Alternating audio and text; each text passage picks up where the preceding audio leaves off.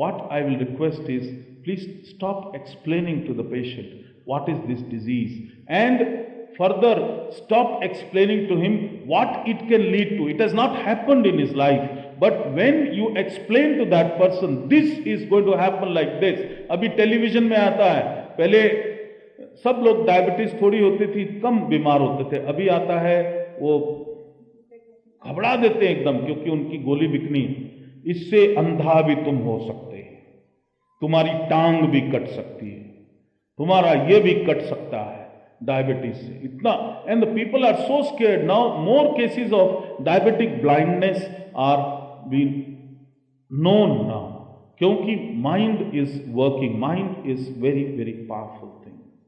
जिस तरफ तुम दिमाग को घुमा दोगे, हमने ये सोचा था कि मेडिकल साइंस भला करेगी, लेकिन वो little knowledge which is given to the patients is causing more problems.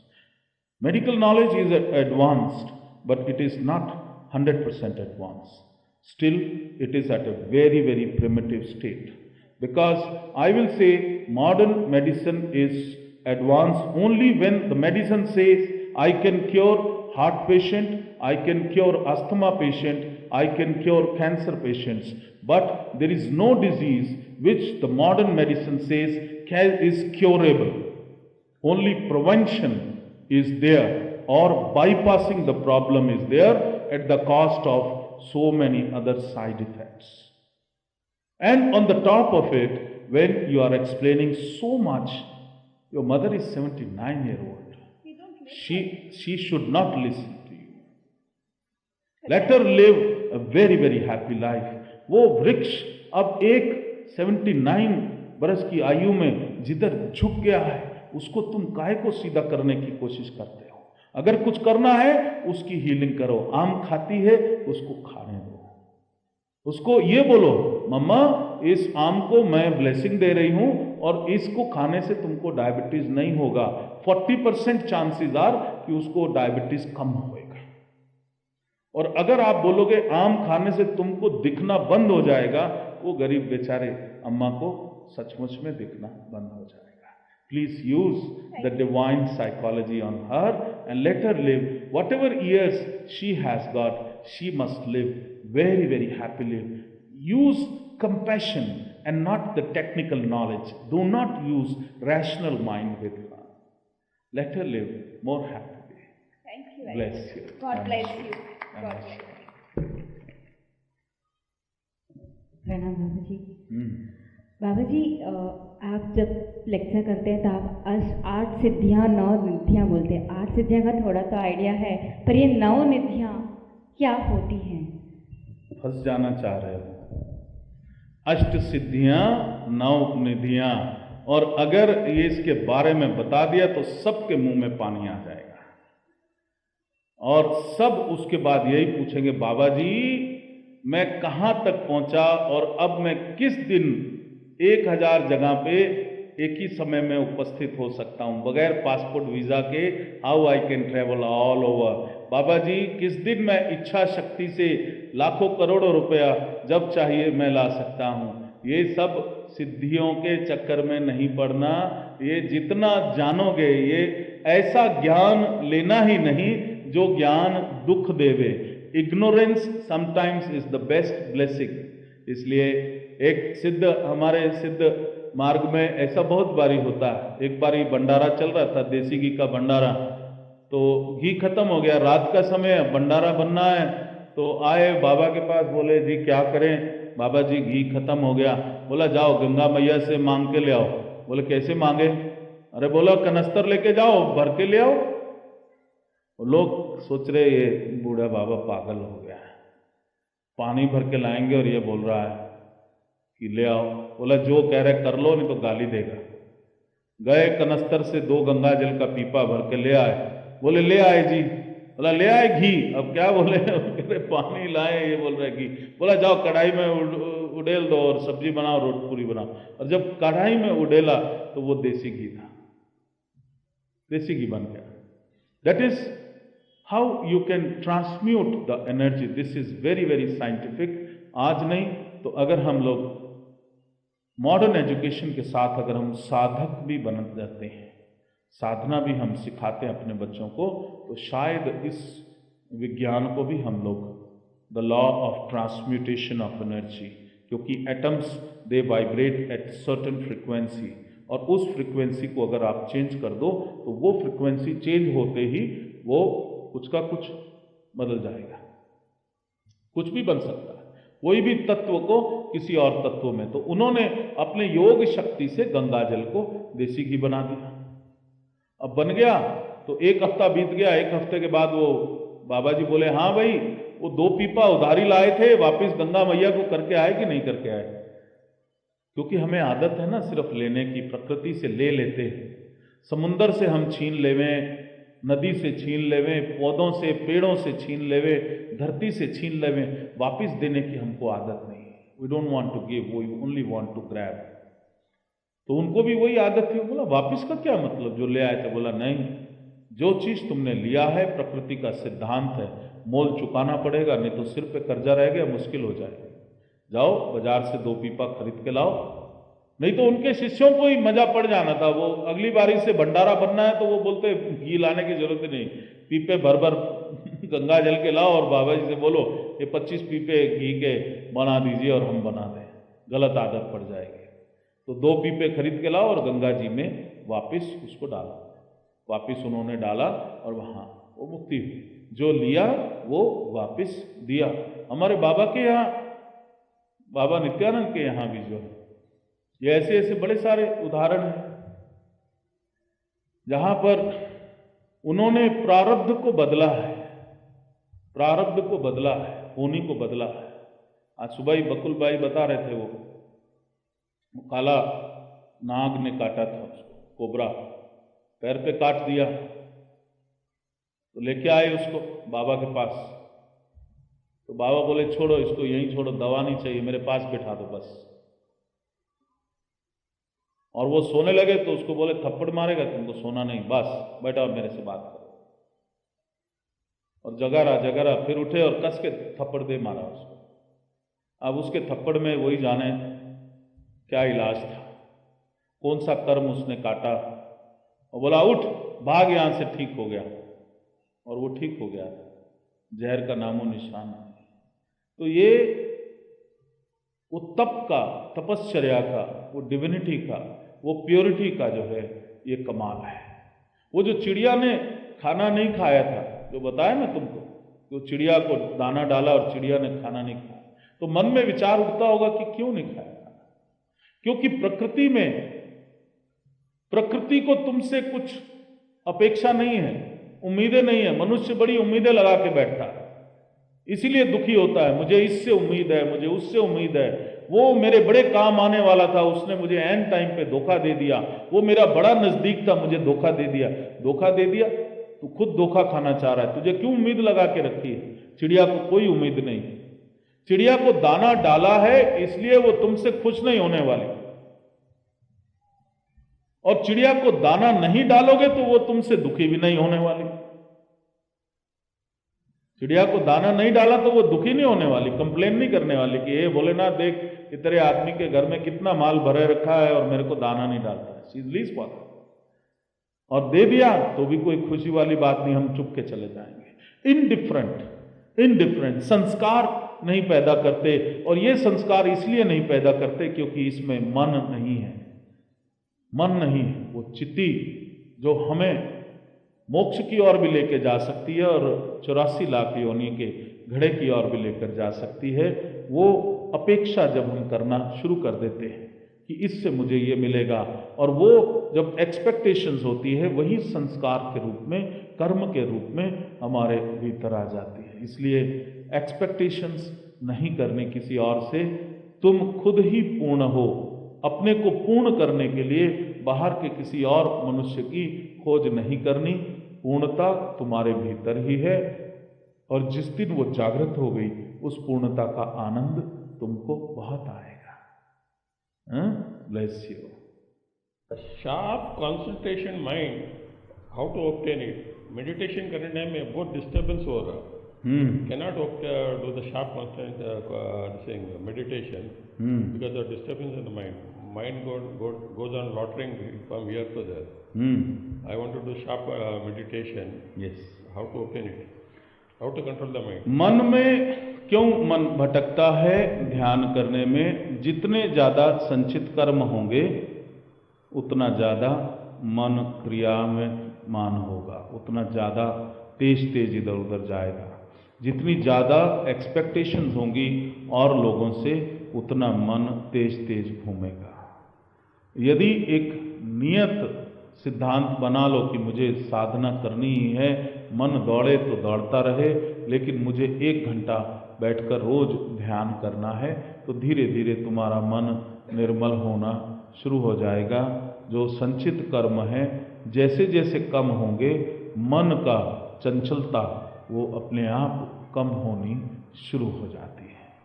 तो इसलिए रोज रोज ध्यान करो। अभी हम तुमको ध्यान कराएंगे, तुम्हारा मन इधर उधर भागेगा ही नहीं।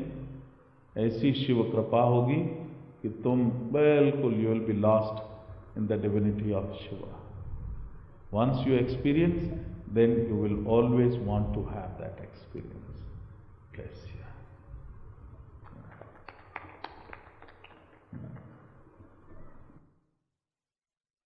महेंद्र तन्ना है। मैं पिछले 10-12 साल से योगा की ओर देखता हूँ, कुछ ज़्यादा जानने के लिए।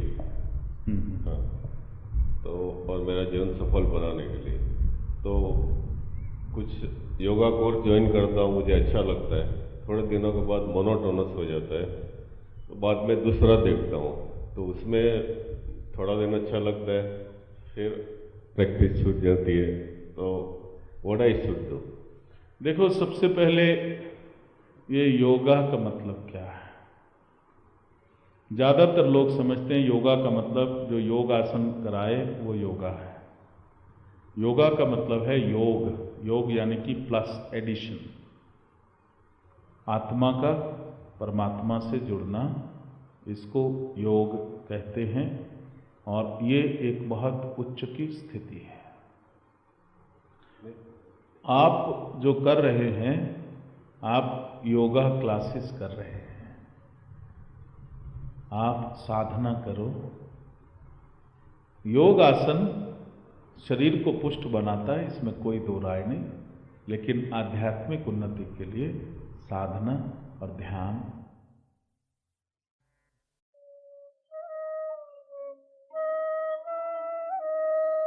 Bless you all.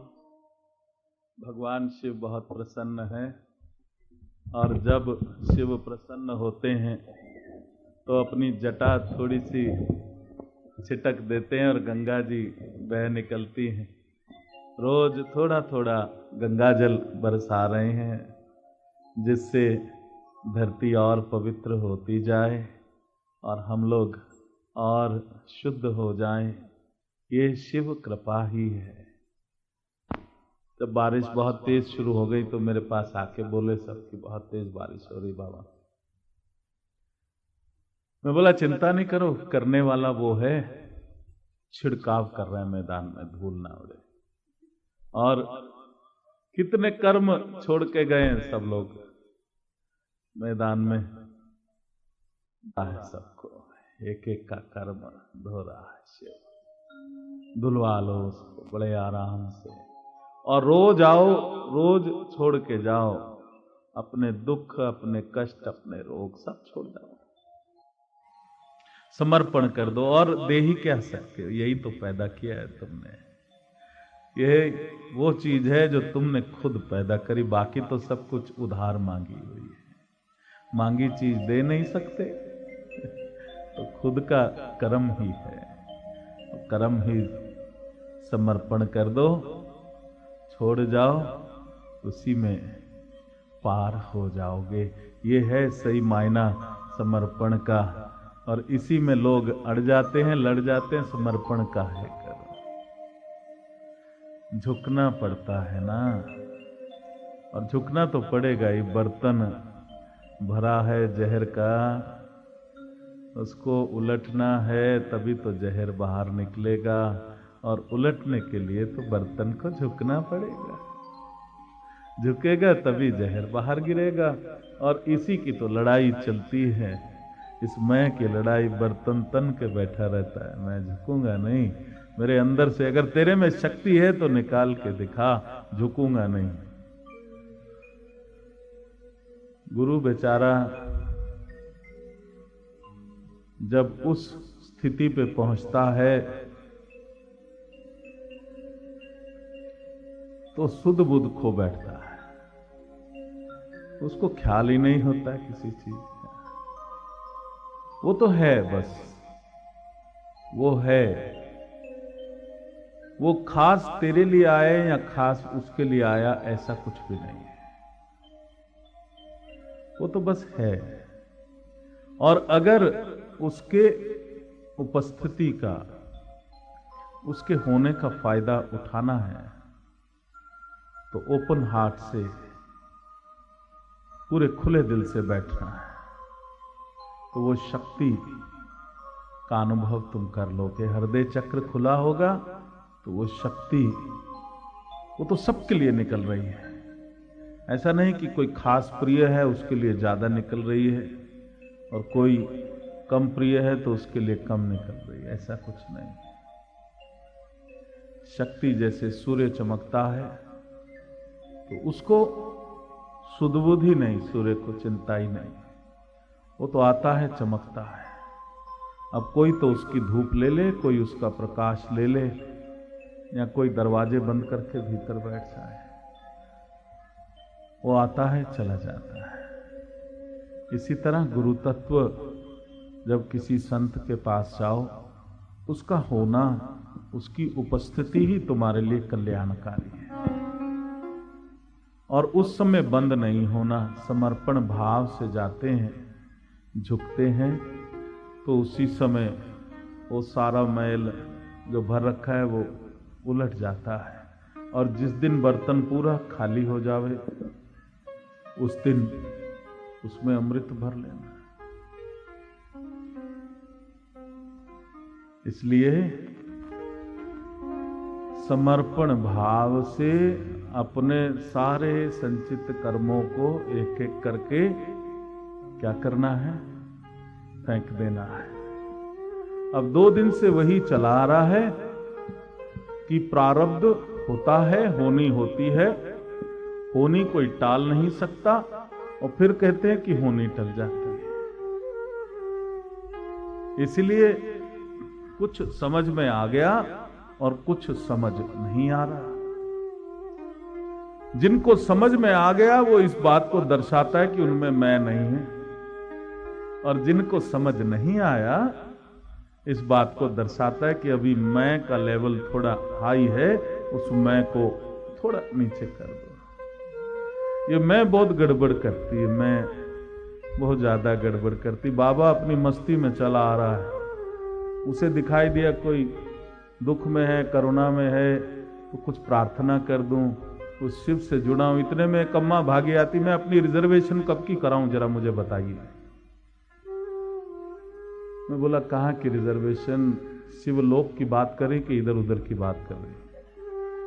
नहीं, वो फलाना कौशिक जी से बात करी थी, उसने कहा वो तारीख ये बता, ये तारीख, मुझे यही नहीं पता आज कौन सी तारीख है, तो रॉन्ग नंबर डायल क्यों करते रहते हो? ये आदत कब छोड़ोगे तुम अपने? लेकिन मैं को बड़ा सहारा मिलता है कि बाबा उधर से चला आ रहा है और मैं गई, मैंने उसको रोका, रुक, और वो रुक गया। और फिर मैंने कहा मैं जरा तेरे से जानना चाहती हूं कि मैं कब की रिजर्वेशन कराऊं, कब की गाड़ी में बैठूं और कब की गाड़ी में आऊं, जिससे मैं कह सकूं कि मुझे बाबा ने कहा था कि तू गाड़ी में आ और गाड़ी में जा, और इस तारीख मैं तो ले आई तू, लेकिन कृपा नहीं लेके आई, कृपा छोड़ आई। असली लेने जो आए वो असली बटोर नहीं पाए, और ये मैं जो मैं करता है वो मैं ही हो जाता है। मैं बकरी कितनी जबरदस्त मैं करती, उससे ज्यादा मैं तुम कर ही नहीं सकते। और क्या प्रारब्ध है उसका? भोजन की थाली में, हाँ ये देखो बौछार, चलो थोड़ी देर चलेगी फिर बंद हो जाएगी। ये कृपा है, जो हो रहा है उसको खुशी से होने देना, उसको रोकना नहीं है। तो जितनी मैं करते उतना भोजन की थाली में परोसे जाता है आदमी। इसलिए ये मैं शब्द का बिल्कुल त्याग कर दो। ये मैं है ही नहीं। जिसकी मैं होती है उसकी पूंछ भी होती है। जो आदमी ज्यादा मैं करता है, ध्यान से देखना, उसकी पूंछ भी लगी होगी। नहीं मानते तो मैं अभी बता दूं, 4-5 लोगों की पूंछ दिखा भी दूं। किसी की पतली सींक जैसी पूंछ है तो किसी के ऊपर बड़े अच्छे फलालेन की झालर लटकी है, कोई घंटियां लटकाए घूम रहा है। बहुत सुंदर सुंदर पूंछे हैं, बड़ी कटीली पूंछे भी है। कोई पूंछ से ही मार देता है और घायल कर देता है दूसरे को। भैंस की पूंछ के सामने जाओ, कीचड़ में लपेट के ऐसा जोर का मारेगी कि सफेद कुर्ता काला नीला पीला सब हो जाएगा। मैं की चाबुक पूंछ के द्वारा चलती है। ये मैं से ही सारा लफड़ा शुरू होता है। मैं उसके घर जाऊंगा नहीं, उसने मुझे पूछा नहीं। वहां मेरी पूंछ ही नहीं तो मैं जाऊं क्यों? अगर मेरी पूंछ वहां धरी हो तो मैं भी जाऊं, और पूंछों में मेरी पूंछ भी लगे, मैं भी पूंछ लगा के घूमूं, तब मैं जानूं कि मैं हूं। पूंछ तो तेरी कब से, आदि मानव जब तू था उससे पहले से ही परमात्मा ने तेरी पूंछ गायब कर दी थी। लेकिन आदि मानव के बाद, सभ्य मानव बनने के बाद फिर तेरी पूंछ अभी बाकी है। मैं क्यों ना सबसे आगे कुर्सी पे बैठूं? मैं बड़ी डोनेशन देता हूं, चुपचाप डोनेशन देता हूं। चुपचाप देते हो, इतना तो शोर मचा दिया कुर्सी पे बैठने के लिए। अभी चुपचाप है। इस बात पे मुझे एक चुपचाप वालों की कहानी याद आती है। एक नेताजी थे और कैंपेन करने गए। आजकल इलेक्शन का टाइम है। कुर्ते बड़े अच्छे अच्छे थे, पजामा नहीं था। तो उनका जो चमचे होते ना साथ चलते हैं, उसका पजामा अच्छा था। तो उन्होंने बोला भाई अपना पजामा मुझे दे दे, मैं कैंपेन पे जा रहा हूं। उसने दे दिया पजामा। अब इंट्रोडक्शन नेताजी की नेताजी थोड़ी करेंगे, वो चमचा करेगा। उनका जो मेन पार्टी कार्यकर्ता होता है। तो उसने बोला बड़े भयंकर नेता हैं, बड़े जबरदस्त नेता, इन्होंने ये कर दिया, इन्होंने वो कर दिया, और जो इन्होंने पजामा पहना वो मेरा है। नेताजी ने कहा बड़ा नालायक और गंदा आदमी है तू, ऐसी बात करता है? ऐसे पब्लिकली बोलते हैं क्या? ऐसे नहीं बोलना चाहिए। तुमने ये क्यों कहा ये पजामा तुम्हारा है? हमारी पूरी सत्यानाश कर दिया तुमने इज्जत का। ऐसे नहीं बोलना। मैं बड़ी बुरी चीज है, मैं रूप बदल लेती है। उसने बोला ठीक है जी, मैं नहीं कहूंगा। लेकिन मैंने कहा अब दूसरा चेहरा बदलो। मेकअप चालू हो गया। फिर गए, बोले ये बड़े बढ़िया नेता हैं, क्रांतिकारी नेता हैं, बड़े जबरदस्त, बड़े भयंकर हैं, और बड़े बड़े काम किए इन्होंने। और आखिर में बोला और जो ये पजामा इन्होंने पहना ये मेरा नहीं है। नेताजी ने कहा फिर तूने मैं लगाई अपनी? तुझे शर्म नहीं आती? ये मैं क्यों लगाता है तू? क्यों तू अपना पजामे की बात करता है? पजामे की बात नहीं करनी तुझे, क्यों करता है? नहीं तो उतार पजामा ले अपना, मैं कहीं और इंतजाम करता हूं। बोला अच्छा अब नहीं करेंगे। अब मैं तो मैं है, जब तक अंदर से कर्म शुद्ध नहीं होगा, मैं अपने विभिन्न रूप धर के आती आती। तो अगली जगह गए, बोले ये नेताजी हैं, बड़े जबरदस्त, बड़े भयंकर, बड़े बड़े काम किए इन्होंने, बहुत कुछ किए हैं, और जो इन्होंने पजामा पहना इसके बारे में मुझे कोई जिक्र नहीं करना। वो रुक नहीं सकता। जब तक पजामा रहेगा तब तक वो रुक नहीं सकता। वो किसी भी रूप में मैं बोल ही जाएगी। तुम्हें मैं कहूं मैं नहीं करनी तो तुम बोलोगे ठीक है, संसार में अब मैं नहीं करेंगे, मैं जो है अब सत्संगी हो गया, अब मैं सिद्ध मार्ग में आ गया। अब धीरे धीरे सत्संग की मैं बड़ा पुराना हूं, मैं अचार हूं, मुरब्बा हूं इस संस्था में, ओल्ड वाइन हूं, इसलिए मेरी इज्जत ज्यादा होनी चाहिए। मैं का एक और रूप आ गया। उसके बाद और नहीं तो मैं ज्यादा ध्यान करता हूं, ज्यादा मैं वो करता हूं, इसलिए मेरी मैं है। और नहीं तो मैं ज्यादा दान पुण्य करता हूं, ज्यादा इस संस्था में डोनेशन देता हूं, ये मैंने अपने रूप बदल ही लेने हैं। मैं किसी न किसी रूप में मैं हो ही जाती है। एक संत उसको लगा कि ये संसार में कुछ हो नहीं रहा, तो हिमालय में चला गया। हिमालय में जाके एकांत में, जहां कोई आदमी नहीं, वहां जाके तप चालू कर दिया।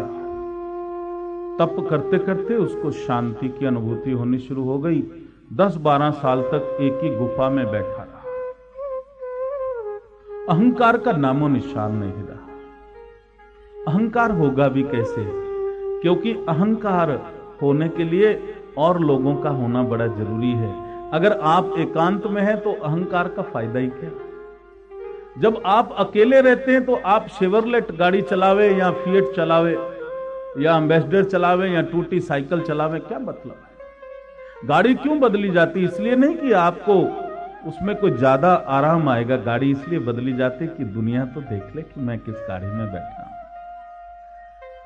मकान कहीं भी हो, लेकिन लोकेलिटी हम ज्यादा दाम देके क्यों बदलते हैं? क्योंकि दुनिया को एड्रेस, बिल्डर लोग भी लिखते हैं the most prestigious address in the town. तो मैं को पानी मिलता है। जब दूसरा कोई देखे मुझे तभी तो मेरी मैं को मजा है, नहीं तो मैं को कोई मजा ही नहीं है। और जहां तुम अकेले रह गए, तुम्हारे पास लाखों करोड़ों अरबों रुपए, उसमें कोई दम नहीं रहेगा, बिल्कुल फीका हो जाएगा वो पैसा, कोई स्वाद ही ना रहेगा। लेकिन आसपास अगर 2-4 लाख के लोग हो और तुम्हारे पास 1-8 करोड़ रुपया हो, तब देखो कितना स्वाद आएगा उस 1-2 करोड़ रुपए का।